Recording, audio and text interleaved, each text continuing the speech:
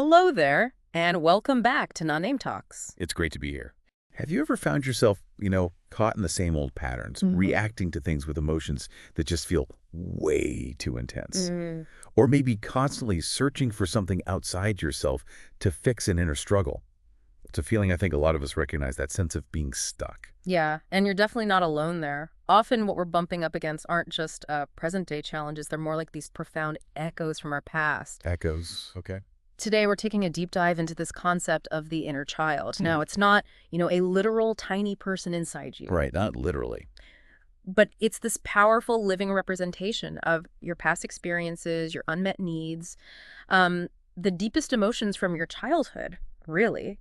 And the key thing is this inner child actively shapes your adult life, your decisions, your reactions, often without you even realizing it. That's fascinating. So, okay, our mission for this deep dive then is to really unpack that. What does it mean? And more importantly, what are some actual approaches to understanding and healing this inner part of ourselves? Exactly. The goal here is really to give you a clear, kind of actionable roadmap, better understand yourself, maybe improve relationships, and just generally feel more whole. And we've gathered a really rich set of sources for this. We're looking at everything from established therapeutic frameworks, psychological insights, to some really personal stories, and even some surprisingly simple, practical self-care things you can do. Perspectives that can really light the way, help you connect those dots between your past and your present. Okay, let's really dig into this then. When we talk about the inner child, you said it's a representation. Can you expand on that a bit more? What does that actually mean for us? Absolutely. Think of it as the child within you, not just a memory, but a really vibrant, energetic part of your psyche. It holds the accumulation of every experience from your childhood, the good stuff, the bad stuff, all of it. Okay. And crucially, these aren't just like dusty old files. They are active blueprints. They're shaping your behavior, your emotional responses right now in the present. Wow. So it's not just history, it's current. Oh, it's very current. The surprising thing is that this inner child acts like a living echo chamber. Those past unmet needs, those past joys, they are actively influencing your adult decisions, your reactions, often completely unconsciously. Okay, so how does that develop? You mentioned good and bad experiences. Right. So positive childhood experiences, feeling safe, loved, truly supported, they build this foundation of resilience, a real sense of inner security. Makes sense. But unfortunately, many people had negative experiences too, being mocked, maybe neglected, betrayed, or experiencing love that felt conditional, like you had to earn it. Yeah. And our sources are clear. These aren't just little bumps in the road. They can create deep, unresolved emotional wounds. Wounds. Yeah, and these wounds, they don't just vanish. They get kind of hidden or buried deep down in our subconscious, but they stay incredibly active. They're like tripwires. Tripwires. Yeah, just waiting to be triggered by something happening now that maybe even subtly reminds you of that past hurt. Dr. Bessel van der Kolk talks about this powerfully in The Body Keeps the Score. Oh, I've heard of that book. Yeah, it's seminal. He explains how trauma especially can get stored in the viscera, meaning it's literally held in your body. It affects you physically, emotionally, long after the event. It's not just in your head, it's in your cells. That idea, trauma stored in the viscera, that sounds incredibly intense. So if this inner child is carrying these experiences, maybe even physically, how do we spot its influence in our adult lives? What does that actually look like day to day? Well, the interesting thing is, these aren't just adult quirks or bad habits we pick up. Often, they're actually the desperate attempts of your younger self trying to finally get its needs met. Ah, okay. And that creates ripples through your whole adult life. You might recognize it as persistent patterns, maybe feeling a sudden surge of anxiety with new things, unfamiliar situations. Yeah, that feeling of dread about something new. Exactly, or struggling with overwhelming anger or sadness that just doesn't seem connected to anything happening right now. It's that feeling of, why am I reacting this strongly to that? Precisely. Other signs, maybe difficulties forming close, trusting relationships, or just deep trust issues that seem to pop up for no apparent reason in the present. A lot of people wrestle with persistent low self-esteem, feelings of worthlessness.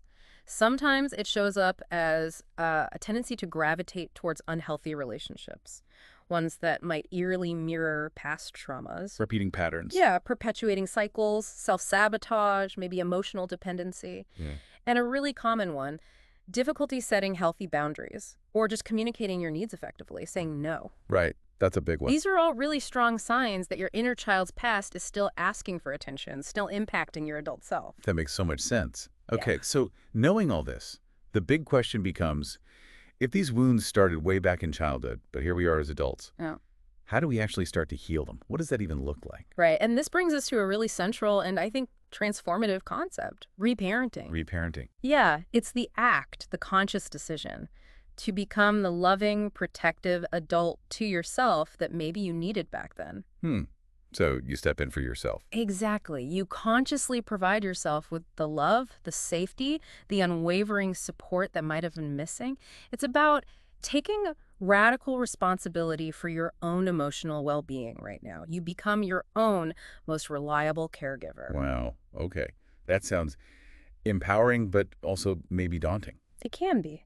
And it's deeply connected to something called radical acceptance. Okay. This isn't just about, acknowledging your past happened. It's about truly embracing and accepting all parts of yourself, even the parts you might feel ashamed of, the ones you've tried to push away. The shadow parts. You could call them that. Yeah. It's recognizing they are still you, and you take responsibility for their healing now, in the present.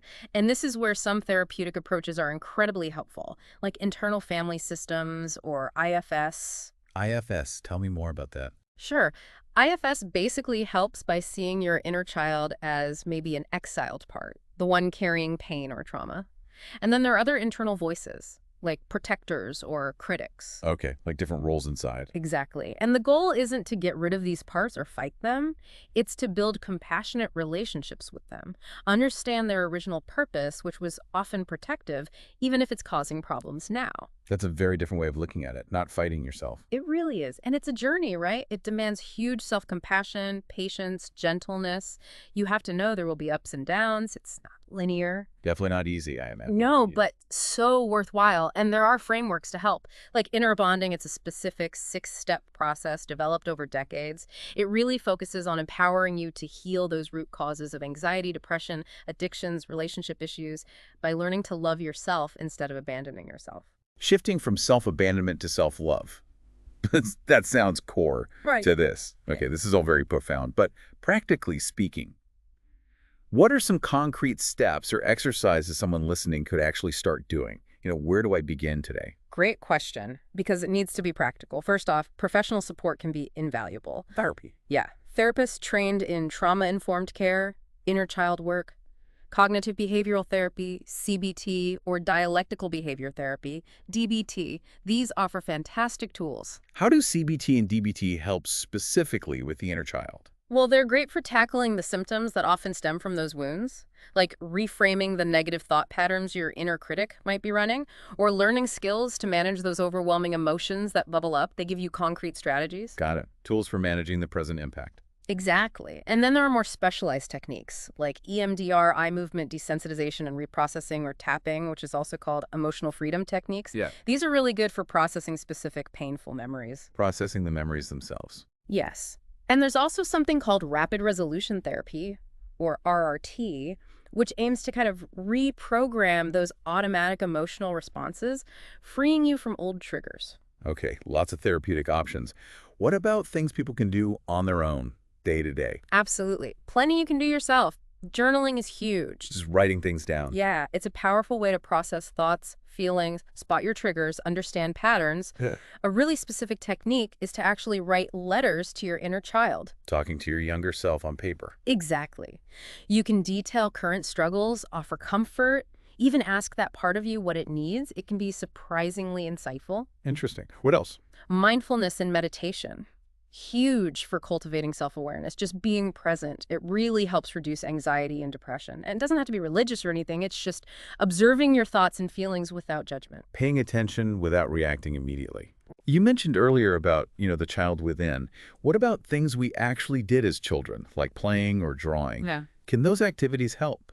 Oh, absolutely. Creative expression is fantastic. Painting, music, dance, just letting yourself play again. These are incredible therapeutic outlets. Reconnecting with play. Yeah.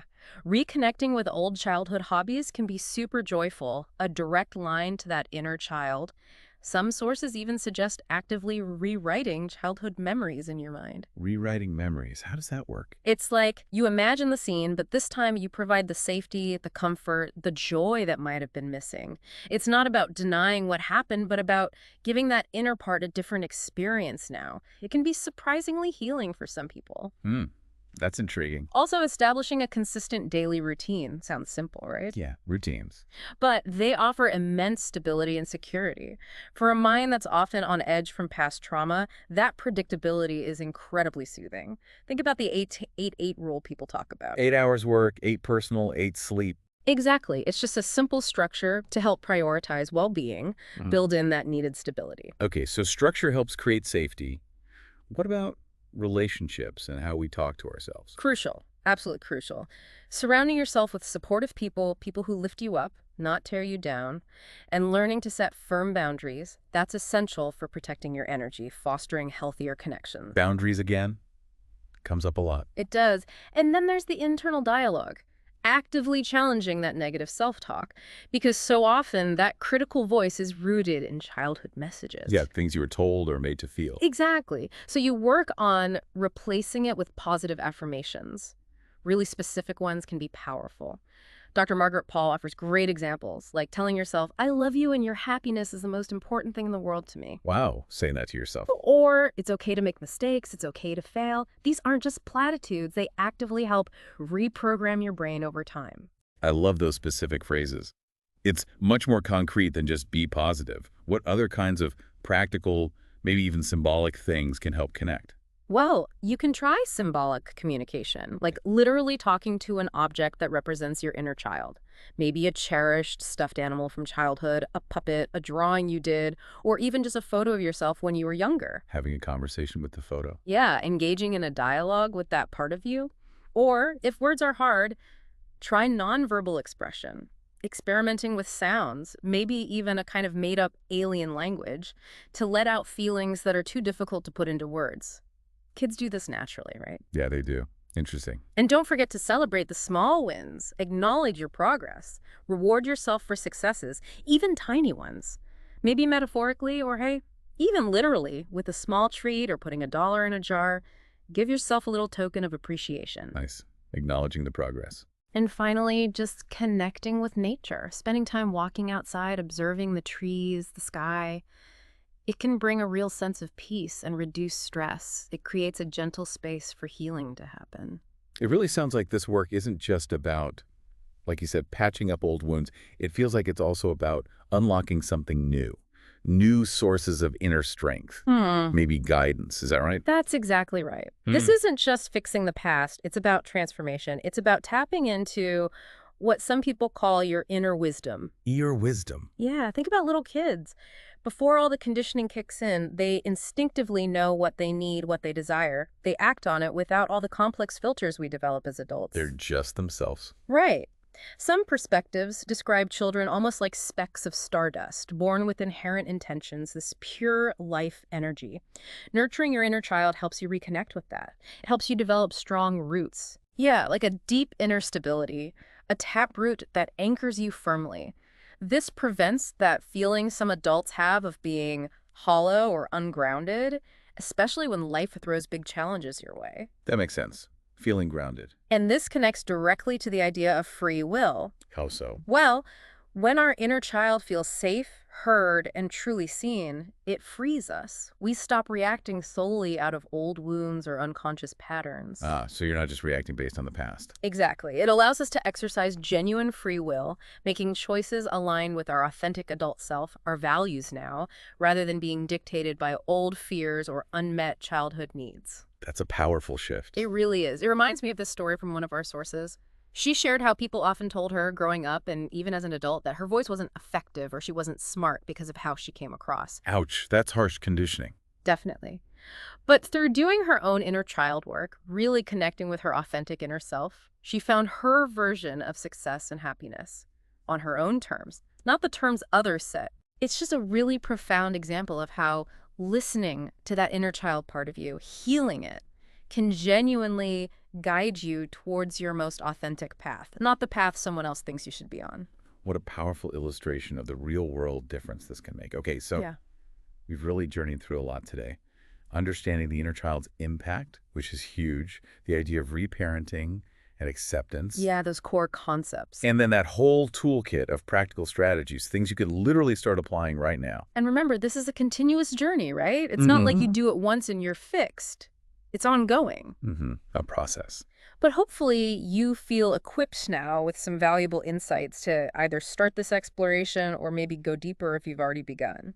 Healing your inner child. It's a profoundly empowering act. It really is. Empowering how? It leads to better emotional regulation, not being hijacked by those big feelings. It fosters healthier relationships. It helps build a stronger sense of who you are, your identity. And ultimately, it just leads to a more fulfilling life, one defined more by resilience, joy, and deep self-acceptance. That sounds like a worthy journey. We've covered so much ground. As we wrap up, maybe one final thought for people to take away. Well, maybe consider this. Your inner child probably already believes in you, maybe more than your adult self does today. That's a lovely thought. So perhaps ask yourself, what loving message would that part of you, that hopeful, resilient child part, offer for your very next step? What would it want you to know right now?